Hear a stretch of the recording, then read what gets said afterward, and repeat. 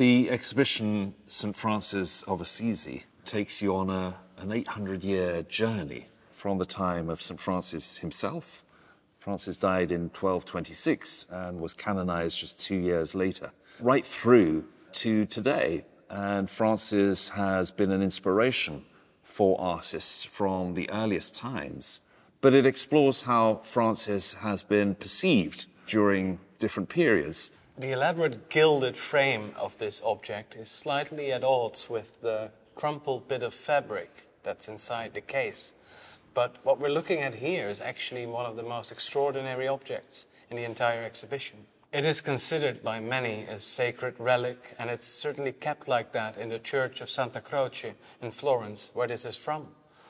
What we're looking at here is one of 4 original habits believed to have been worn by Francis himself. The habit might be the most outward sign of Francis' dedication to poverty and the poor.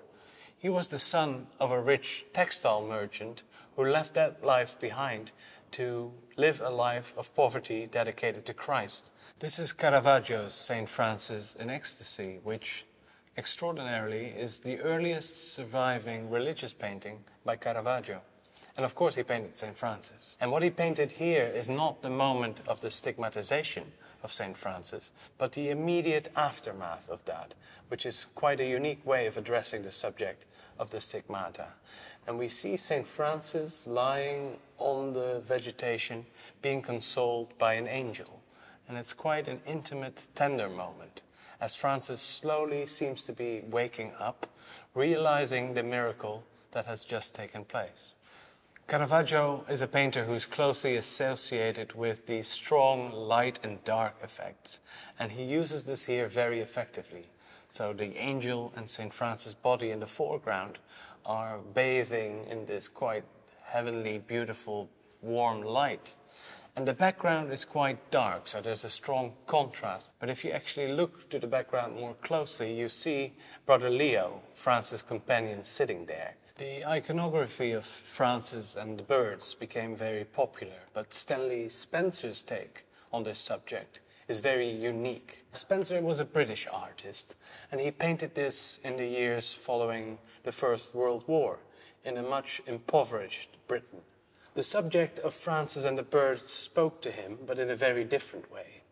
Francis, in his native village of Cookham in Wiltshire, observed his father feeding the birds on the family farm and imagined his father in his open bathrobe to become Francis in his habit.